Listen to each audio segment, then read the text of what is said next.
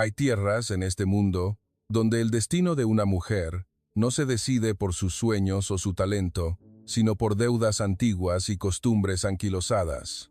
En el corazón de una ancestral ciudad de adobe, donde las torres de barro se alzan contra la arena ardiente, una joven se enfrentó a la elección más cruel de su vida: aceptar, convertirse en mercancía para salvar a su familia, o arriesgarlo todo en busca de una libertad cuya forma ni siquiera conocía. Este no es solo el relato de una huida de un matrimonio de esclavitud, sino la historia de un renacimiento milagroso.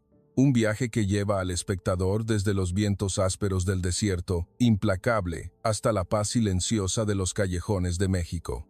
Allí, un hombre de piel curtida por el sol no le propuso matrimonio con promesas floridas, sino que usó los ahorros de toda su vida para secar las lágrimas de una mujer extraña. La historia, titulada Renacer del desierto, tiene el honor de comenzar. En mi ciudad, cuando un padre aparta la mirada para no cruzarla con la de su hija, no es por el cansancio de un duro día de trabajo, es porque acaba de venderla para pagar una deuda. En ese instante, el cielo, ya gris por el humo de la guerra, se derrumbó por completo a mis pies. Soy Amira, y esta es la historia de cómo mi vida comenzó a desmoronarse entre las antiguas torres de adobe de mi tierra natal, justo antes de encontrar una salida que jamás me atreví a imaginar. Mi ciudad era de una belleza melancólica, con sus altísimas casas de barro adornadas con patrones geométricos blancos como gigantescos pasteles de jengibre. Pero, detrás de esa belleza ancestral, se escondía una realidad implacable. El viento del desierto arrastraba un polvo fino que se colaba entre los dientes, mezclándose con el sabor amargo del café que preparaba para mi padre. Mi padre, Omar, fue alguna vez un comerciante orgulloso. Recuerdo los viejos tiempos, cuando el camión de la familia todavía rodaba con regularidad por las rutas de transporte transfronterizas, cargado de sacos de café aromático y la esperanza de una vida próspera. Pero la guerra y los giros inesperados del destino lo arrasaron todo. El camión, único sustento de nuestra familia, ahora yacía abandonado en el patio como un montón de chatarra oxidada. No era solo una máquina rota. Era la semilla de la catástrofe, la fuente de la deuda colosal que asfixiaba a mi padre día a día. Aquella tarde, el aire en casa era tan sofocante que sentía como si mis pulmones ardieran. Sheikh Mansur llegó. Entró con sus ropas costosas y un perfume árabe penetrante que eclipsaba el familiar olor a tierra húmeda. Era un prestamista importante, un hombre de más de 60 años con un rostro arrogante y una mirada que siempre evaluaba a los demás como si fueran cifras en un ábaco. Se sentó en la alfombra vieja, tomó un sorbo del café que acababa de preparar y me miró de reojo. Su mirada era fría y desnuda, como si estuviera tasando una pieza de ganado en el mercado matutino. La conversación entre mi padre y él se desarrolló en voces graves y monótonas, pero cada palabra era como un cuchillo afilado que se clavaba en mi corazón. Mansur no pedía dinero. Sabía que mi padre no tenía ni un centavo. Lo que quería era una cuarta esposa para adornar su mansión. Le dio un ultimátum despiadado. O me convertía en su esposa, o toda mi familia, incluidos mis hermanos pequeños en plena edad de crecer, sería arrojada a la calle esa misma noche. Yo estaba de pie, oculta tras una delgada cortina, mis manos temblorosas aferradas al marco de madera de la puerta. Miré a mi madre, una mujer que también era una esposa secundaria, secándose las lágrimas en silencio en un rincón de la cocina. No dijo nada, porque no tenía derecho a hablar. En nuestra cultura, las mujeres son como sombras que se deslizan bajo la gran sombra de los hombres.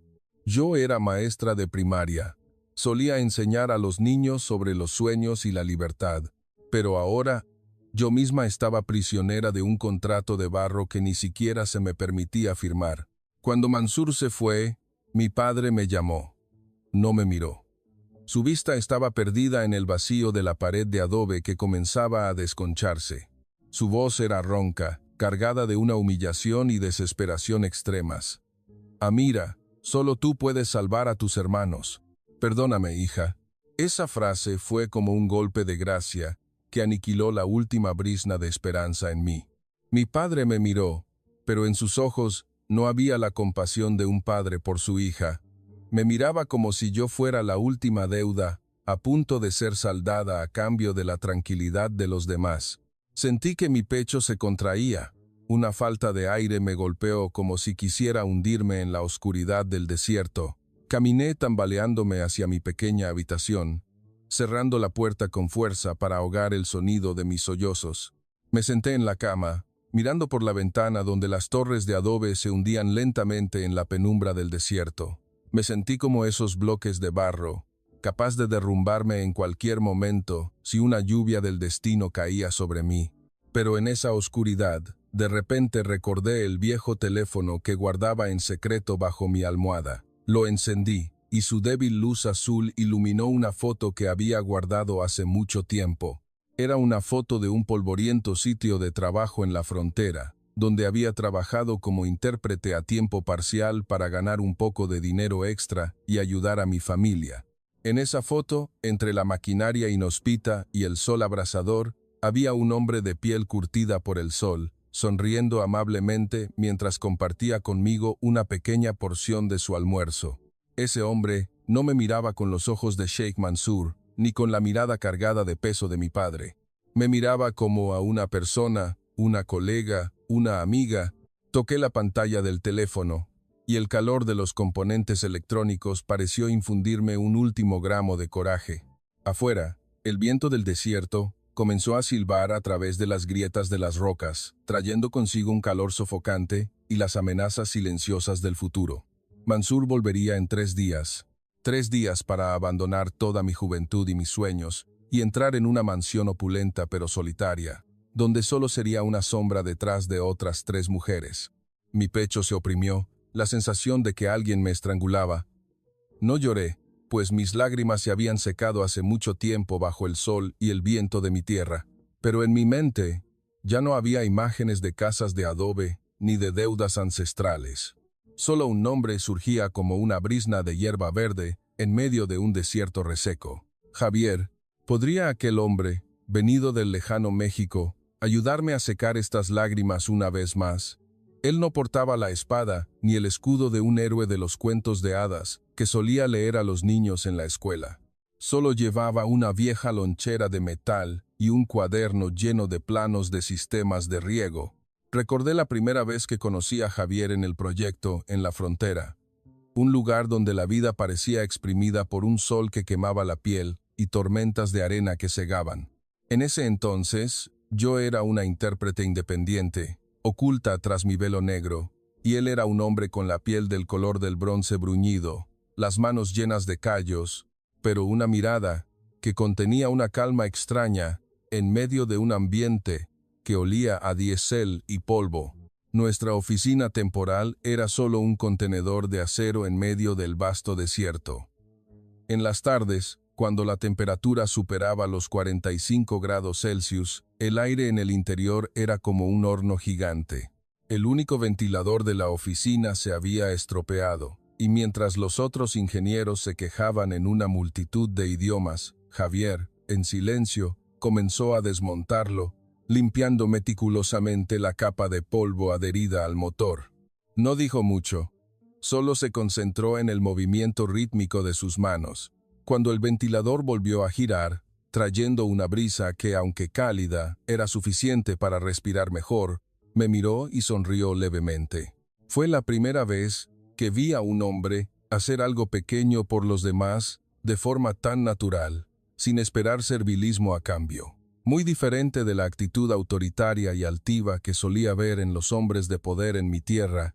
Recuerdo una vez que el campamento se quedó sin alimentos porque una carretera fue bloqueada. Javier compartió conmigo la mitad de una torta seca y un poco de agua de Jamaica que había traído esa mañana. Partió la torta, me dio la porción más grande y dijo en un inglés entrecortado, mezclado con algunas palabras en árabe: «Come, Amira, necesitas fuerza para trabajar». Su mirada en ese momento era más cálida que el sol del desierto que ardía afuera. En mi país los hombres comen primero, las mujeres después. Y es raro que un hombre ceda su porción de comida a una mujer extraña que no es de su sangre. Pero Javier era diferente. Me trataba con un respeto simple, como si yo fuera una persona real y no una sombra sumisa. Los días que trabajé con él, poco a poco aprendí mis primeras palabras en español. Javier a menudo me enseñaba a decir, sí se puede. Cada vez que me veía abrumada por el papeleo administrativo, me explicó que los mexicanos siempre decían eso ante las dificultades. Era como una promesa de que todo estaría bien si no te rendías. Algunos mediodías, lo veía sentado en el suelo polvoriento, comiendo con gusto una sopa instantánea que había traído de su país. El aroma de especias desconocidas flotaba en el aire. Me hablaba de México, de los campos de agave azul que se extendían hasta el horizonte, de los ríos caudalosos que llevaban vida, tan diferentes de los valles áridos de mi tierra. Me habló de su madre, doña Elena, que lo esperaba en una casita con un limonero en el patio trasero. A través de sus palabras, México aparecía como una tierra prometida de paz y bondad. Pero la paz, en el campamento, no duró mucho. Las llamadas de mi padre se hicieron más frecuentes, cargadas con el aliento de un ultimátum. Una tarde, después de recibir una llamada informándome que Sheikh Mansur había fijado la fecha de la boda, no pude mantener la calma.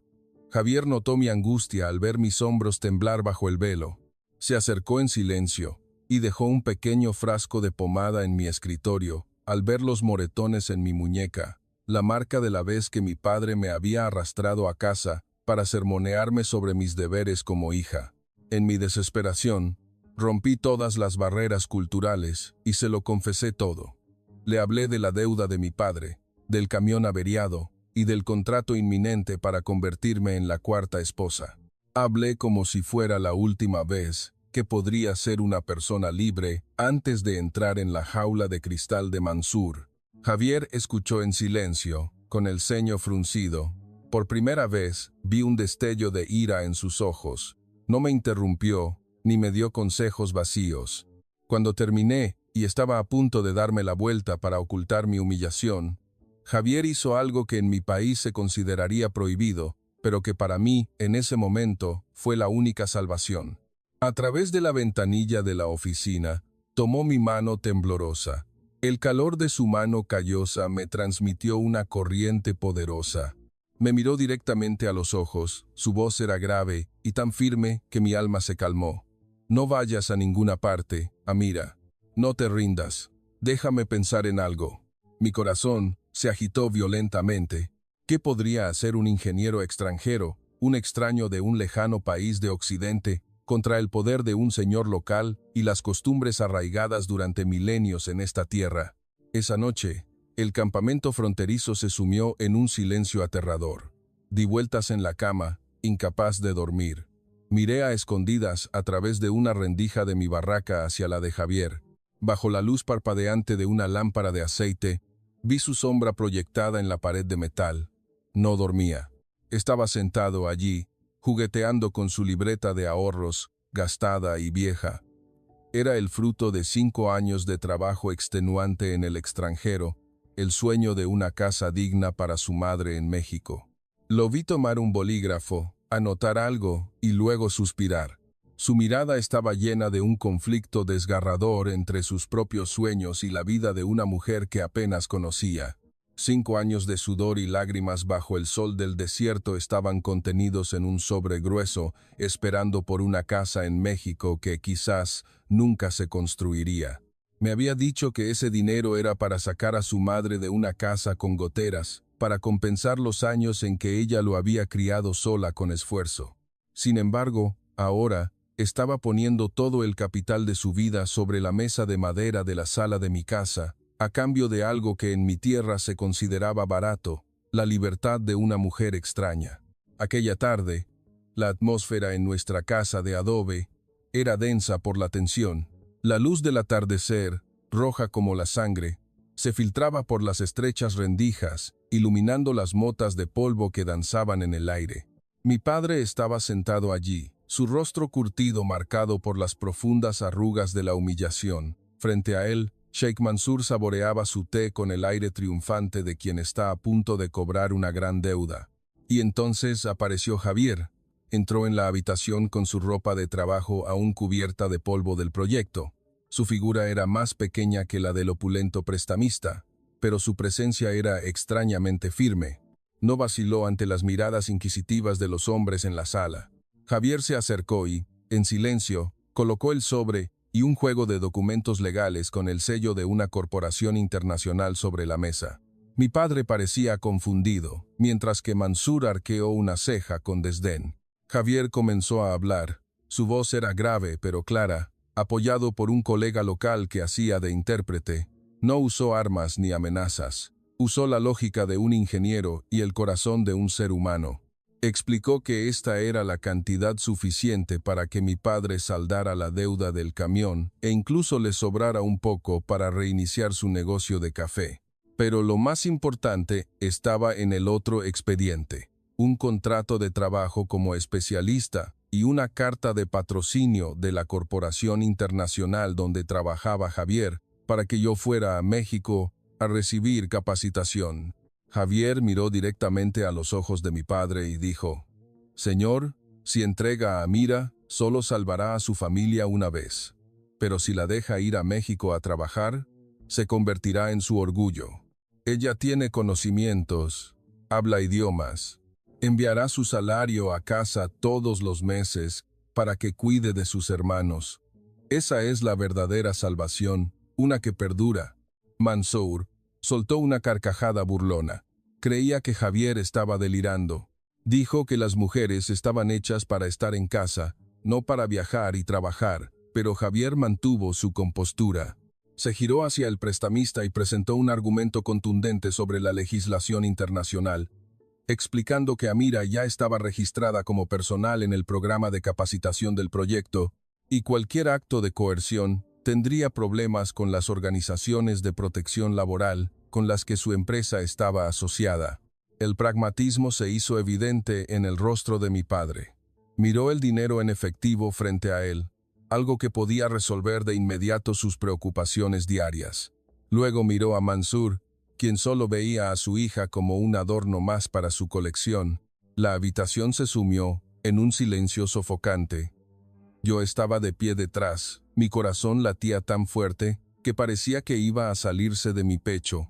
Miré la espalda curtida por el sol de Javier, agradeciendo en silencio a este hombre que no solo me estaba salvando con dinero, sino que también estaba elevando mi valor como persona frente a mi propio padre.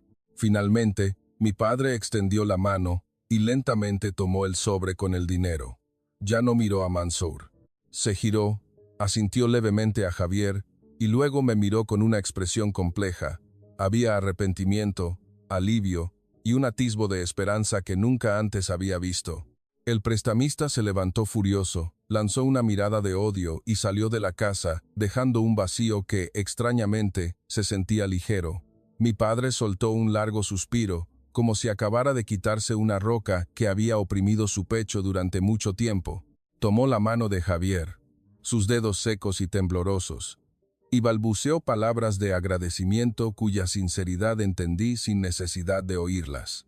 Javier no esperó mucho. Sabía que nuestro tiempo era limitado. Mansur podría regresar con otras artimañas una vez que se le pasara la ira inicial. Se giró, tomó mi mano. Sus manos eran ásperas, pero me transmitieron una sensación de seguridad absoluta que nunca había experimentado en mis 26 años de vida. Susurró en español, una frase que en ese momento solo entendí a través de su mirada.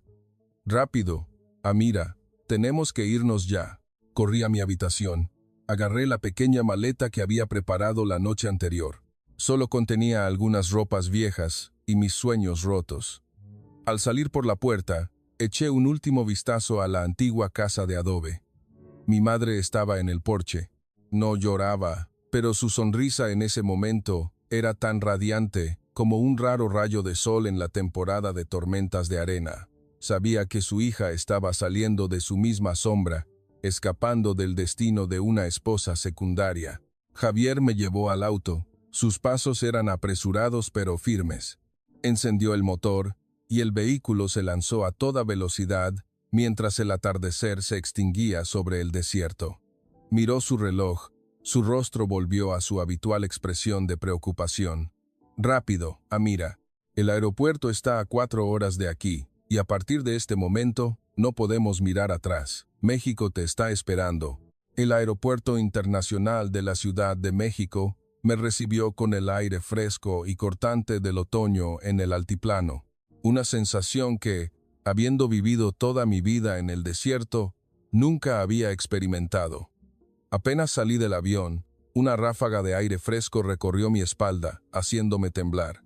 Me encogí dentro de la delgada chaqueta que Javier, muy considerado, me había comprado durante la escala, mis manos todavía aferradas al borde de su camisa como por costumbre. Honestamente, en ese momento, me sentí como una criatura extraña arrojada a otro planeta. Miré mi atuendo, el velo negro que cubría mi rostro y la larga túnica abaya, y luego observé a la multitud que se movía apresuradamente en todas direcciones. Nadie me miraba con prejuicio, simplemente pasaban a mi lado con la prisa característica de una gran ciudad. Pero fue precisamente esa indiferencia lo que me hizo sentir infinitamente perdida. Cuando el taxi salió del aeropuerto, pegué la cara a la ventanilla, sin querer perderme ni un solo instante. Y entonces, el primer shock cultural me golpeó, haciéndome exclamar de asombro. No fueron los rascacielos, sino el color. El color. En mi país, el verde de las plantas y el agua son símbolos de riqueza, algo que atesoramos gota a gota en medio de un mar de arena. Pero aquí, el color estaba en todas partes. Los árboles de jacaranda con sus flores moradas bordeaban las avenidas, los parques estaban llenos de un verde exuberante, y las fachadas de las casas estaban pintadas de rosa, azul y amarillo brillante. Miré a Javier y le pregunté con voz temblorosa, ¿en México hay tantos colores y árboles? Él sonrió, y su leve asentimiento fue como una confirmación de que estaba en un mundo completamente diferente, donde la naturaleza no era un enemigo implacable. El auto se adentró en la ciudad, y mi asombro se transformó en una abrumadora confusión ante el torrente de autos. Nunca había visto un lugar donde el tráfico fluyera por las calles como un río desbordado. Miles de coches, bochos coloridos y microbuses ruidosos se entrelazaban. El sonido de los claxones, los motores y los gritos de los vendedores ambulantes resonaba en el aire. Pero en medio de lo que parecía un caos, vi algo que me dejó sin aliento. Eran las mujeres. Vi a chicas jóvenes con jeans y camisetas, con el pelo al viento, conduciendo sus propios autos con confianza por las calles. Vi a mujeres de mediana edad, sentadas en los puestos del mercado, riendo a carcajadas, gesticulando libremente sin mirar a su alrededor ni esperar el permiso de ningún hombre. Iban solas, decidían su propio rumbo, compraban, pagaban y eran dueñas de sus propias conversaciones. En mi tierra, las mujeres son como sombras que caminan detrás de sus maridos o padres. La voz debe ser contenida, la risa oculta tras un velo negro. Pero aquí, las mujeres mexicanas parecían ser dueñas del cielo. Me pregunté, ¿no temen que la policía las detenga? ¿No temen el juicio de la sociedad? Javier siguió mi mirada y explicó lentamente. En México, las mujeres y los hombres son iguales. Como ves, pueden hacer lo que quieran. Aunque sus palabras estaban llenas de orgullo, una duda silenciosa nació en mi corazón. Observé las calles estrechas con casas apiladas, los cables eléctricos enredados como telarañas y los puestos de comida un tanto desordenados en las aceras. Honestamente, en comparación con las imágenes glamorosas de las potencias occidentales que había visto en Internet, la Ciudad de México tenía algo de mundano, incluso un poco pobre a los ojos de una recién llegada. Empecé a preocuparme. ¿Podría un país que parecía tan modesto y sencillo protegerme realmente de la persecución de un hombre tan poderoso como Sheikh Mansour? ¿Tendría Javier la capacidad de protegerme cuando él mismo era solo un trabajador común? El taxi se detuvo frente a un pequeño callejón en la zona de Iztapalapa. Javier cargó mi maleta y me guió a través de pasillos estrechos y serpenteantes hasta un edificio de apartamentos escondido detrás de algunos árboles. Cuando abrió la puerta del pequeño cuarto que había alquilado, me quedé paralizada. La habitación no tendría más de 15 metros cuadrados. Dentro, había una cama individual, una mesita llena de libros de ingeniería y una cocineta diminuta. Estaba limpio, pero era increíblemente modesto.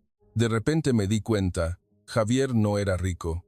Para pagar mi libertad y patrocinar mi viaje, realmente había vaciado sus bolsillos, incluso sacrificando el sueño de comprar una casa para su madre, que había albergado durante 5 años en el extranjero.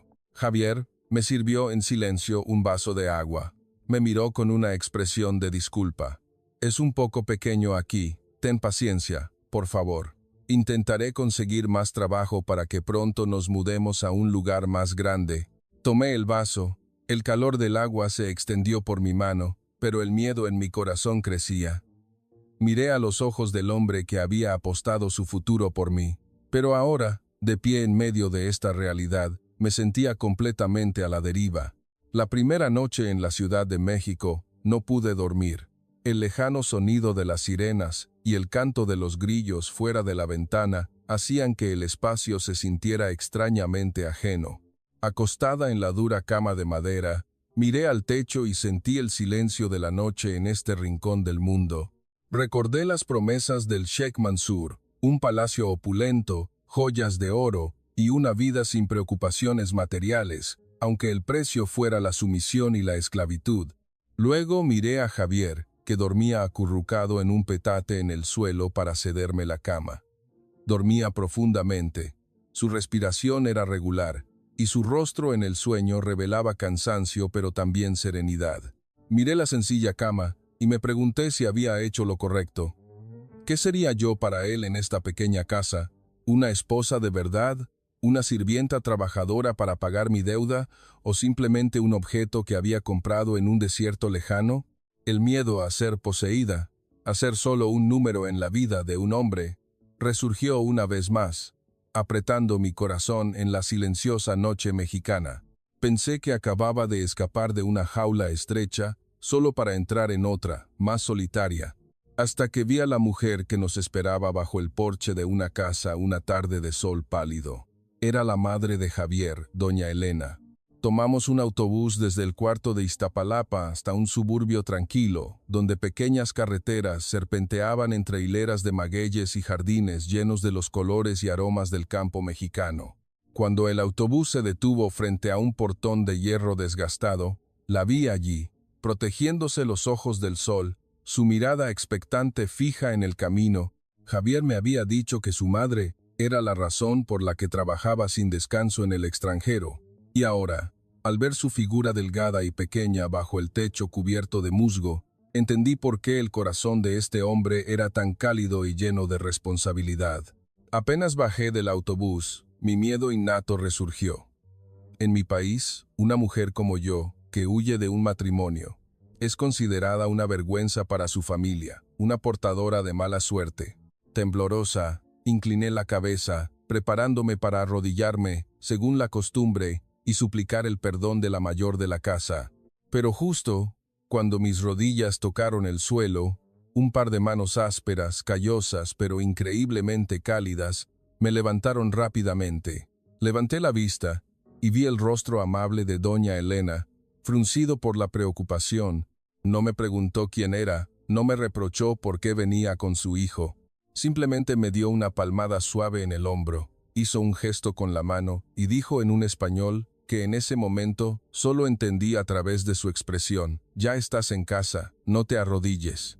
Aquí nadie tiene que hacer eso, mijita». La casa de doña Elena no era grande, pero tenía una calidez que nunca había visto en los opulentos palacios de mi tierra. Detrás de la casa había un pequeño patio con un limonero cargado de frutos. El olor a humo de leña se mezclaba en el aire con el aroma de las hierbas del jardín, calmando mi alma de una manera extraña. Mientras lidiaba con mis emociones confusas, una risa cristalina sonó. Era Lupita, la hija de 6 años de la vecina, que había venido corriendo a jugar. Lupita me miró con sus grandes ojos redondos, llenos de curiosidad pero sin una pizca de malicia. No se asustó de mi velo. Al contrario, se acercó, tomó mi mano y me ofreció un dulce de tamarindo. «Señorita, ¿de dónde viene? Es bonita como una princesa». Las palabras inocentes de una niña mexicana rompieron por completo el último témpano de prejuicio en mi corazón. Sonreí levemente, una sonrisa genuina, y por primera vez sentí que podía respirar hondo sin tener que preocuparme por las miradas críticas. La cena de esa tarde fue un momento que llevaré conmigo toda la vida. Doña Elena había estado atareada en la cocina desde que llegamos, preparando una comida abundante. Me senté a la mesa y observé los platos llenos de color, mole rojo oscuro y brillante, arroz blanco esponjoso y, sobre todo, un tazón humeante de sopa de tortilla. Doña Elena no paraba de servir comida en mi plato, sonriendo mientras lo hacía, sus ojos llenos de una generosidad infinita. Javier me explicó que en México, servirle comida a alguien es una forma silenciosa de mostrar afecto. Observé a Javier, que con ternura sirvió la mejor pieza de pollo a su madre antes de servirse él. En mi país, las mujeres rara vez se sientan a la misma mesa que los hombres. A menudo tienen que comer las sobras en la cocina después de que los miembros masculinos de la familia han terminado. Pero aquí, me sentaron en el lugar de honor, cuidándome como a un miembro real de la familia. Cuando llevé la cuchara de sopa de tortilla a mi boca, el sabor ligeramente ácido del tomate, combinado con el rico sabor del caldo de pollo y el chile pasilla, se extendió por mi paladar. No se parecía a nada que hubiera probado en mi tierra, donde los sabores son dominados por especias secas y carne de cordero. Esta sopa tenía el sabor de la tierra, la frescura del agua y el cuidado de una madre mexicana. Comí despacio, y las lágrimas comenzaron a brotar sin que me diera cuenta.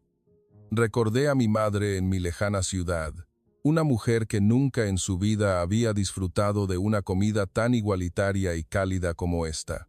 Lloré, no de tristeza, sino por la abrumadora emoción ante la bondad de estas personas desconocidas. Doña Elena me vio llorar. No preguntó mucho, simplemente me secó las lágrimas con la mano y le dijo a Javier: «Seguro que la niña extraña su casa. Tienes que quererla mucho, hijo». Esa noche, una suave lluvia cayó sobre el Valle de México. El sonido de las gotas en el techo de lámina y el susurro de las hojas del limonero en el jardín eran como una melodía sanadora. Me acosté en la pequeña habitación que doña Elena había limpiado personalmente, cambiando las sábanas por unas que olían a sol. Pensé que no podría dormir, pero la paz del campo mexicano me arrulló hasta el sueño más profundo que había tenido en años. En medio de la noche, sentí la presencia de alguien entrando en la habitación. Era doña Elena.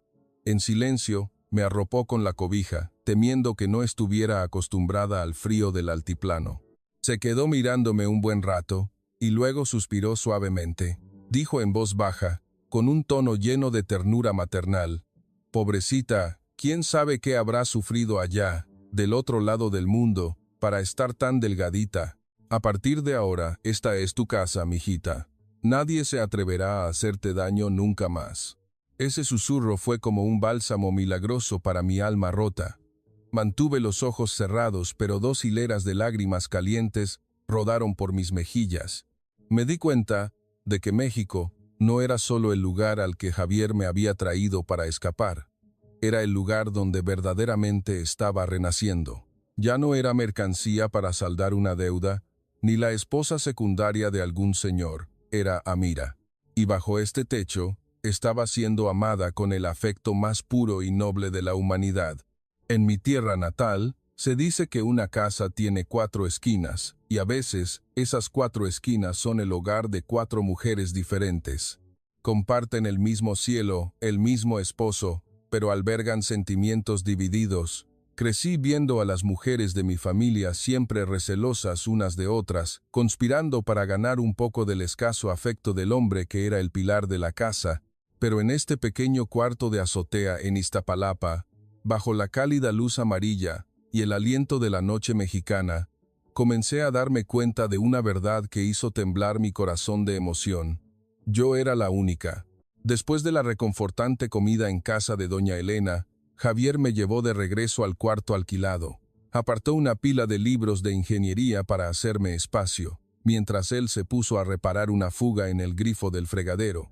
Al verlo trabajar con ahínco, sus manos moviéndose con destreza para apretar cada tuerca, recordé de repente la opulenta mansión de Sheikh Mansur.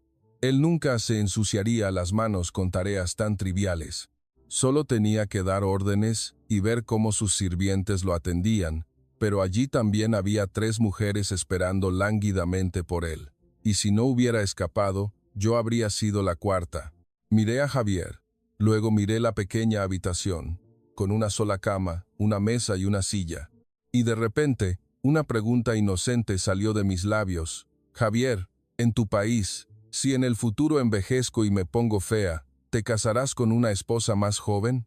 Javier, que estaba apretando una llave inglesa, se detuvo en seco. Se giró para mirarme, con los ojos llenos de asombro, y de repente se echó a reír. Fue una risa tan sonora y genuina que me hizo sentir un poco avergonzada. Se secó las manos en la camisa, se sentó en una silla de plástico frente a mí y explicó lentamente: Amira, en México, la ley solo permite un esposo y una esposa. Si me casara con alguien más, estaría violando la ley, toda la sociedad me condenaría y, lo más importante, mi mamá nunca me lo perdonaría. Hizo una pausa. Su mirada se volvió seria pero llena de afecto. Pero la ley es solo una parte. En mi país, la gente está junta por el cariño, por el compromiso. Cuando nos llamamos esposo y esposa, significa que es para toda la vida. Una casa solo tiene un techo, y mi corazón solo tiene espacio para una mujer. La única. Me quedé sin palabras. La única. Esa palabra resonó en mi cabeza como una melodía sagrada. Solía pensar que todos los hombres del mundo eran como los jeques de mi tierra, siempre queriendo más mujeres para afirmar su poder. Pero Javier me había dado una definición completamente diferente de la fuerza de un hombre: la lealtad. Para ayudarme a relajarme, Javier me llevó al pequeño balcón común del edificio.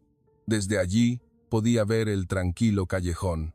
Eran como las 8 de la noche y las luces de la calle ya estaban encendidas. Vi a una pareja de ancianos vecinos de enfrente. Un señor de pelo canoso caminaba lentamente de la mano de su esposa. La señora caminaba con dificultad, deteniéndose de vez en cuando por el dolor en sus articulaciones. Y cada vez, el señor esperaba pacientemente, sin soltarle la mano, e incluso a veces se agachaba para arreglarle el rebozo y protegerla del frío. Javier dijo en voz baja: ¿Ves? Son los maestros jubilados. Han vivido juntos por más de 40 años, desde que eran pobres hasta que sus hijos crecieron. Para ellos, la felicidad no son palacios de oro, sino envejecer juntos bajo el mismo techo. Al ver esa escena, una cálida emoción se extendió por todo mi cuerpo. Me di cuenta de que en México, la lealtad no era algo sublime o inalcanzable. Estaba presente en las acciones más cotidianas de la gente más sencilla. Los hombres mexicanos quizás no sean buenos para decir palabras dulces. Pueden ser toscos. Su piel puede estar curtida por el peso del trabajo, pero tienen una cualidad invaluable: el vínculo de por vida con su pareja. Esa noche, vi por casualidad el cuaderno de Javier sobre la mesa. Por curiosidad lo abrí y me quedé atónita al ver sus anotaciones detalladas sobre sus turnos extra. Javier no solo trabajaba como ingeniero supervisor durante el día, también había aceptado un trabajo traduciendo planos y dando consultoría técnica para otra empresa por la noche. Estaba trabajando hasta el agotamiento, durmiendo menos de 4 horas al día. Todo para reponer los ahorros de 5 años que había usado para comprar mi libertad y para enviar dinero extra a mi país para ayudar a mi familia a comprar un nuevo camión. Había sacrificado su sueño de una casa, había sacrificado su propia salud, pero nunca se jactó de ello. Nunca me exigió que le pagara con mi cuerpo o mi sumisión. Me salvó porque quería que viviera, no porque quisiera poseerme. El respeto de Javier me hizo sentir verdaderamente valorada. Me acerqué al espejo y miré mi reflejo, cubierto por el niqab negro, el símbolo de ocultamiento y miedo que había llevado durante tanto tiempo. Con una mano temblorosa pero decidida, Lentamente me quité el velo. Vi mi rostro claramente por primera vez en años. Mis ojos habían perdido parte de su tristeza. Mis labios comenzaban a saber sonreír. Tomé un rebozo de seda rosa pálido que doña Elena me había regalado esa tarde, y me lo puse suavemente sobre los hombros, reemplazando mi atuendo negro y pesado. Por primera vez en mi vida, me sentí hermosa, una belleza que no necesitaba ser ocultada, la belleza de la libertad. Me giré para mirar a Javier. Él también me estaba mirando. No dijo una palabra, pero sus ojos, llenos de asombro y admiración, lo decían todo. Se acercó y tomó mi mano. Amira, eres hermosa. A partir de ahora, vive siempre así de radiante. Pero justo en medio de ese momento de felicidad, mi viejo teléfono vibró en la mesa. Un número desconocido de mi país apareció en la pantalla. Temblorosa, contesté. Al otro lado de la línea, la voz urgente y ansiosa de mi padre. Amira, tienes que tener cuidado. Sheikh Mansour sabe que estás en México. Ha contratado gente para que te encuentre.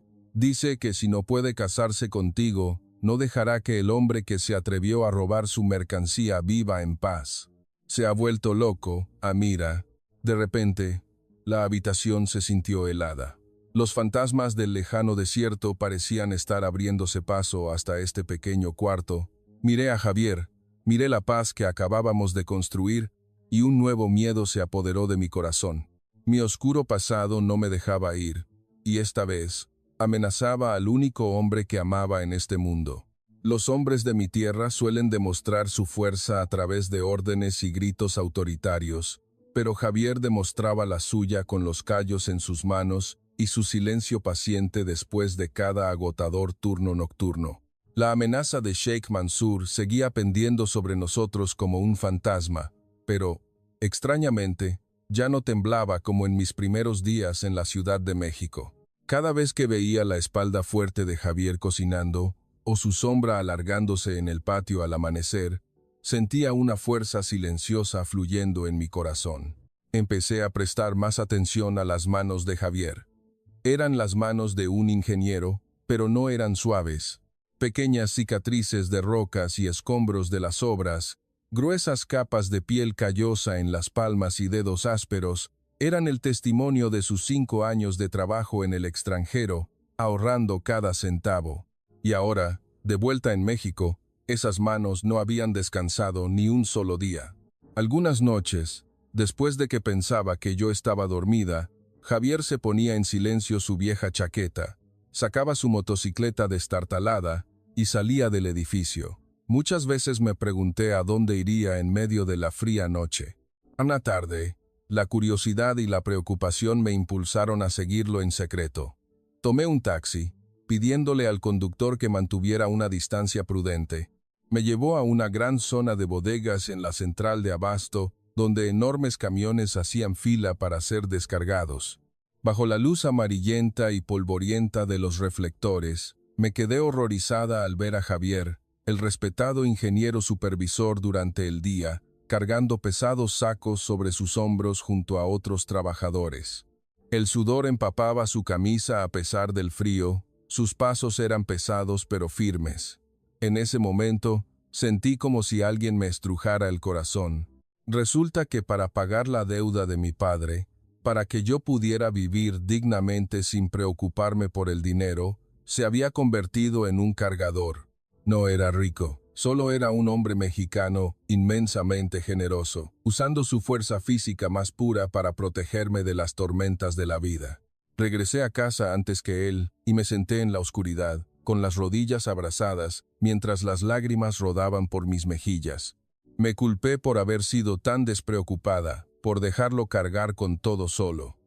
A partir de ese momento, me prometí a mí misma que no sería solo alguien que se esconde detrás de su protección. Empecé a aprender español con una dedicación febril. Cada mañana, le pedía a la pequeña Lupita, mi adorable vecina, que me enseñara nuevas palabras. Lupita tomaba mi mano y señalaba los objetos, el plato, la olla, el cariño. La inocencia de esa niña mexicana me ayudó a derribar mis últimas barreras. Ya no me cubría el rostro con un velo al salir al patio.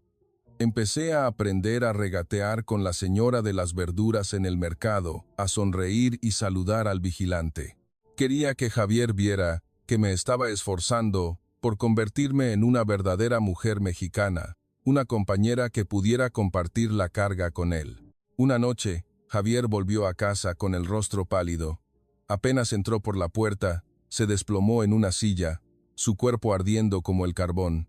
Tenía fiebre alta por el exceso de trabajo y el frío.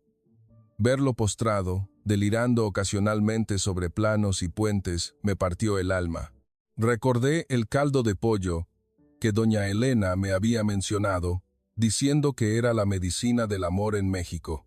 Corrí a la cocina y torpemente encendí el fuego, piqué verduras y preparé un caldo caliente. Cuando le llevé el tazón a la cama, Javier abrió los ojos lentamente. Me miró, con una clara sorpresa, al ver que ya no estaba sentada preocupada, sino que sabía cómo cuidarlo. Le di de comer cada cucharada, soplando para enfriarla. El vapor del caldo, con su aroma a cilantro y pollo, le llegaba al rostro. Después de comer, sudó profusamente y su rostro recuperó gradualmente el color. Tomó mi mano, su voz era débil pero llena de afecto. Gracias, Amira. Perdón por dejar que me veas tan débil. Negué con la cabeza, mientras lágrimas de felicidad caían sobre sus manos callosas. No te disculpes, Javier. No soy una mercancía que debas comprar con tu vida. Soy tu esposa, la que caminará contigo a través de las tormentas. A partir de ahora, déjame compartir la carga contigo. Fue la primera vez que afirmé mi lugar en esta casa, no como una deudora, sino como una mujer amada y respetada. Esa noche, Javier durmió profundamente, su respiración tranquila y en paz. Me senté a su lado, observando su rostro bajo la tenue luz de la lámpara, mi corazón lleno de una extraña determinación. Ya no era la chica débil de mi tierra, era parte de este país. Sin embargo, a la mañana siguiente, justo cuando Javier se sentía un poco mejor, alguien llamó a la puerta con golpes secos. Un hombre con un traje elegante y un maletín negro estaba en el umbral. Se presentó como el representante legal del conglomerado de Sheikh Mansour en el sudeste asiático, pero estaba claro que se refería a toda la región. Le entregó a Javier un sobre con un sello rojo de mi país. El contenido era una solicitud formal para extraditarme y resolver una disputa matrimonial y de bienes. El hombre miró con desdén nuestro pequeño cuarto y luego a Javier con aire de superioridad. Usted es solo un ingeniero insignificante. ¿Cree que tiene el poder para enfrentarse a una fuerza como el Sheikh? Entréguela, o su vida y su carrera en México terminarán aquí. Sheikh Mansour creía que el dinero podía comprarlo todo, desde las antiguas casas de Sana hasta mi dignidad y mi futuro. Pero se equivocaba, un error fatal, al atreverse a desafiar la resiliencia y la inteligencia ocultas tras la apariencia tranquila de un hombre mexicano. Esa mañana, la oficina de un bufete de abogados internacionales en el centro de la Ciudad de México estaba inundada de luz, pero la atmósfera era tensa hasta el punto de la asfixia. Frente a nosotros estaba el representante de Mansour, un abogado extranjero con un traje impecable y una actitud arrogante. Miró a Javier, a sus manos que aún conservaban un rastro de grasa de la maquinaria, con una mirada de desprecio, como si fuera solo un grano de arena bajo sus zapatos. Arrojó una pila de documentos sobre la mesa. Su voz era fría y altanera. En su país, Amira fue designada como propiedad de Sheikh Mansour. El hecho de que usted se la llevara es un acto de apropiación ilegal. Tenemos el pagaré de su padre y compromisos por escrito. Usted es solo un ingeniero pobre. ¿Con qué va a enfrentarse a un poder financiero que puede comprar toda su carrera? Me senté junto a Javier, mis manos temblorosas ocultas bajo la mesa. El miedo de las torres de adobe de mi ciudad natal regresó, asfixiándome. Miré a Javier, temiendo que lo perdiera todo por mi culpa. Sin embargo, él permaneció sentado, con la espalda recta, su rostro impasible. No estaba enojado ni asustado, simplemente abrió lentamente su viejo maletín y sacó un expediente que había estado preparando en secreto durante mucho tiempo. Javier comenzó a hablar. Su voz era tranquila, pero afilada como el acero. Tiene razón, no tengo tanto dinero como Sheikh Mansour. Pero en este país respetamos la ley y los derechos humanos, no el poder del dinero sucio. Mire esto con atención.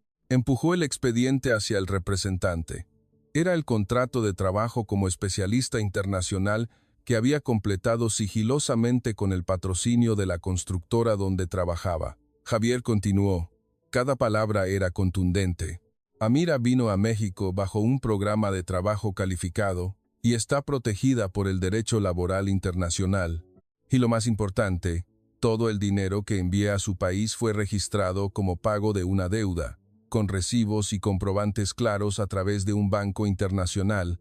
Legalmente, la familia de Amira ya no le debe a Mansour ni un centavo. El acto de matrimonio forzado del señor Mansour no es reconocido por la ley mexicana ni por el derecho internacional. De hecho, muestra indicios del delito de trata de personas.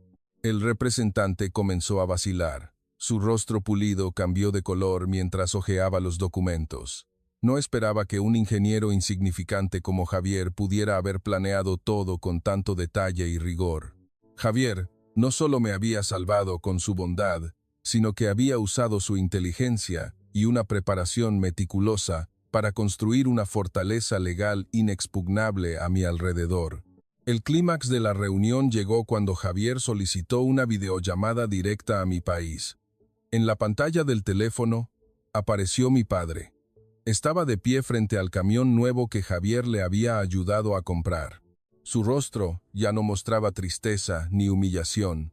Ante los abogados, mi padre declaró con voz firme: Amira ya no le debe nada a nadie. Mi hija está viviendo una vida honorable en México. Señor Mansour, deje a mi hija en paz, o seré yo quien lo denuncie ante los tribunales locales por coacción. Al ver a mi padre, antes tan sumiso, finalmente levantarse por su hija, rompí a llorar. Fue el momento en que mi honor, el de mi familia y el del hombre mexicano que sostenía mi mano, fueron restaurados por completo. El abogado recogió sus documentos furioso y salió de la oficina sin atreverse a mirar atrás. Cuando la puerta se cerró, Javier suspiró aliviado. Se giró para mirarme, sus ojos llenos de alivio, pero también contenían una preocupación silenciosa que aún no había expresado. Salimos del edificio. El sol de la Ciudad de México brillaba intensamente sobre las bulliciosas calles. Javier me tomó de la mano mientras caminábamos por avenidas adornadas con las banderas de México por el Día de la Independencia. Nuestro México es pequeño, pero nadie puede doblegar la justicia, mi amor. Prometí protegerte, y lo haré hasta el final. Miré a ese hombre que había usado la inteligencia y la resiliencia de un mexicano para derrotar al poderoso. Me di cuenta de que la verdadera fuerza no reside en las cifras de una cuenta bancaria, sino en el valor de proteger el honor de la persona que amas. Sin embargo, cuando llegamos a la puerta de nuestra casa, Javier se detuvo de repente. Me entregó un pequeño papel. Su rostro de pronto se veía extrañamente nervioso. Amira, el problema con Mansour ha terminado, pero ahora viene mi prueba más grande. ¿Estás lista para dar este último paso conmigo? En mi tierra, una boda suele ser una ostentación de poder, dinero y fiestas que duran días, donde la mujer es como una joya cara en exhibición, pero sin voz en su propio futuro. Pero aquí, en una mañana soleada y brillante en la Ciudad de México, mi boda comenzó de la manera más sencilla que se pueda imaginar, con un trozo de papel y 2 palabras sagradas que se grabaron en mi corazón. La única. Ese día, Javier me llevó de la mano al registro civil. Llevaba un vestido sencillo, el pelo recogido en una trenza, sin el velo negro que ocultaba mi rostro. Caminé a su lado, mi corazón latiendo con una mezcla de nerviosismo y una sensación de irrealidad. Esta era una oficina del gobierno, el lugar que certificaría nuestra unión ante la ley mexicana. Al entrar en el pasillo, vi a otras parejas jóvenes esperando. Se sonreían y de vez en cuando, una chica le arreglaba juguetonamente el cuello de la camisa a su novio. Una imagen de igualdad y naturalidad que me dejó atónita. En mi país, A las mujeres no se les permite acompañar a los hombres para estos trámites. Todo lo decide el tutor masculino. Pero aquí, yo estaba de pie, de igual a igual con Javier, llenando un formulario juntos. Cuando llegó nuestro turno, el juez del registro levantó la vista. Nos sonrió amablemente, miró mi pasaporte y asintió. «Qué lista esta muchacha de Yemen, ya habla español». Su comentario amistoso disipó por completo mis miedos. En el momento en que Javier firmó en la sección de esposo y luego me pasó la pluma, mi mano temblaba. Miré el acta de matrimonio. Allí, en las secciones de esposa y esposo, solo había 2 nombres: Javier López y Amira Al-Saidi.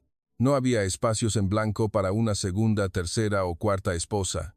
A partir de ahora, mi mundo giraría en torno a este hombre, y él también solo me pertenecería a mí. Sosteniendo el documento en mis manos, rompí a llorar.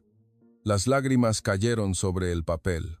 Javier me abrazó por los hombros y me entregó una pequeña caja. Dentro había un par de sencillas argollas de oro, el regalo que había ahorrado de sus últimos sueldos extra después de ayudar a mi padre a pagar todas sus deudas. Con cuidado, deslizó el anillo en mi dedo y dijo: «A partir de este momento, eres mi única esposa. No te prometo un palacio, pero te prometo un hogar donde solo seamos nosotros 2». Pero fue entonces cuando Javier me dio un giro que nunca esperé. Sacó de su bolsillo una pequeña libreta de ahorros y la puso en mi mano. La abrí y me quedé atónita al ver que el titular era yo, con una suma de dinero considerable. Javier me miró, su voz llena de respeto. «Amira, este dinero es el salario que he estado apartando en secreto de tu trabajo como intérprete durante el último año en la frontera y aquí en México. No usé mi dinero para comprar tu libertad.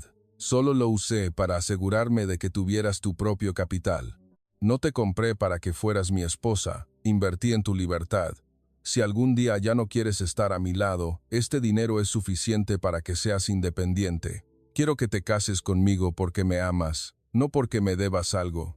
Me quedé helada. La libreta de ahorros en mi mano de repente se sintió increíblemente pesada, cargada con el amor sublime de este hombre mexicano. Lo había sacrificado todo, había trabajado incansablemente solo para que yo no me sintiera como una mercancía. Me había devuelto el derecho a elegir, un poder con el que las mujeres de mi país ni siquiera se atrevían a soñar. En ese instante, supe que había ganado. No contra un prestamista poderoso, sino contra el destino cruel que una vez me persiguió. Ya no era la pobre Amira del desierto. Era una mujer libre, y elegí quedarme a su lado, no por una deuda, sino porque mi corazón le pertenecía a este hombre leal desde hacía mucho tiempo. Al volver a casa de doña Elena esa tarde, el ambiente era más festivo que nunca. Me había preparado un regalo especial. Me llevó a una habitación donde, sobre la cama, había un hermoso huipil blanco bordado con delicadas dalias rosadas.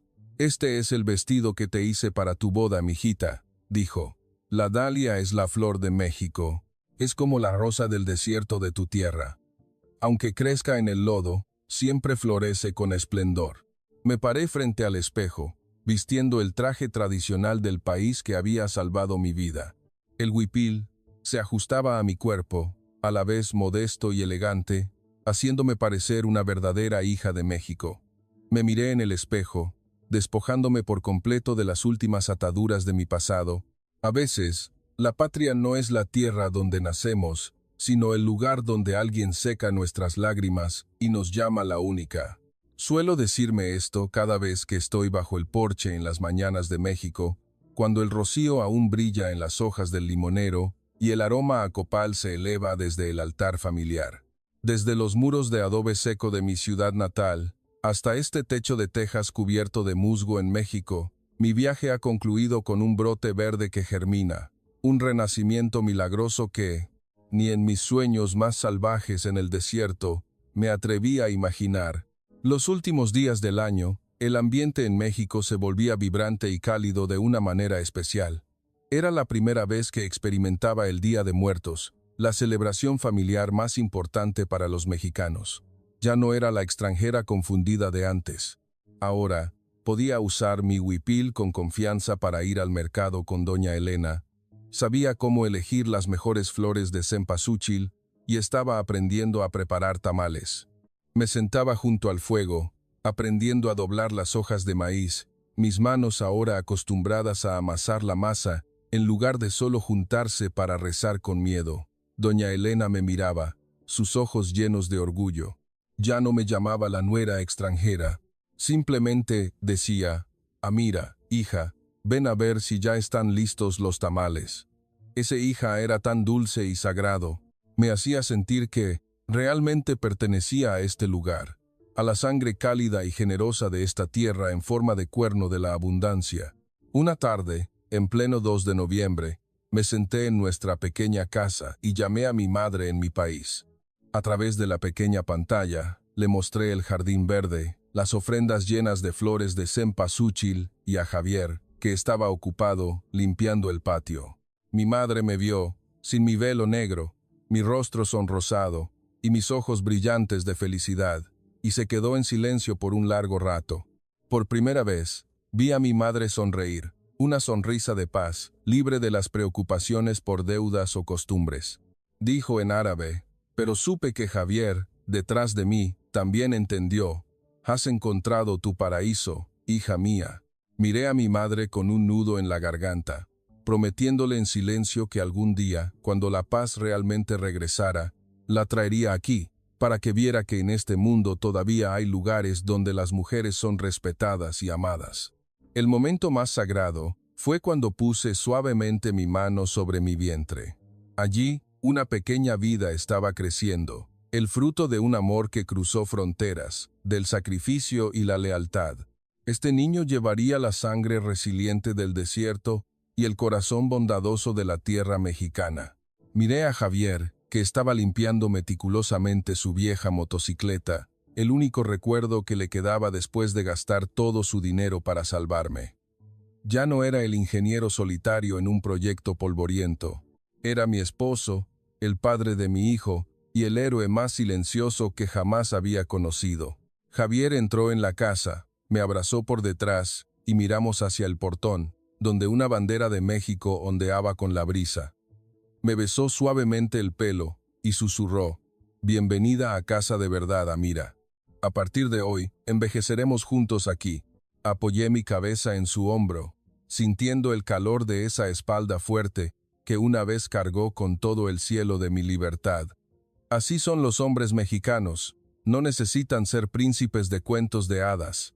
Son simplemente esposos leales, que aman a sus esposas con toda la responsabilidad y una bondad genuina. Soy Amira, una mujer de una tierra lejana, que una vez fue considerada una deuda, una mercancía en medio de costumbres obsoletas. Pero hoy, estoy aquí, bajo el cielo libre de México, como la única y última esposa de un hombre mexicano sencillo. Mi historia quizás sea un testimonio de que México, aunque pueda parecer pequeño en el mapa, tiene un corazón tan inmenso que puede sanar cualquier herida y revivir las almas más rotas. Nunca pierdas la esperanza, no importa si estás en el desierto más seco o en el abismo de la desesperación, porque en algún rincón de este mundo, siempre habrá una mano dispuesta a tomar la tuya, secar tus lágrimas y llamarte la única. Gracias, México, tierra que me hizo renacer de las arenas del desierto. Espero que la historia de Amira y Javier haya tocado sus corazones, ayudándonos a valorar más la lealtad y la bondad del pueblo mexicano. Si esta historia les pareció significativa, por favor, regálenme un me gusta y suscríbanse al canal para no perderse los próximos viajes. Que siempre encuentren la paz y su propio paraíso.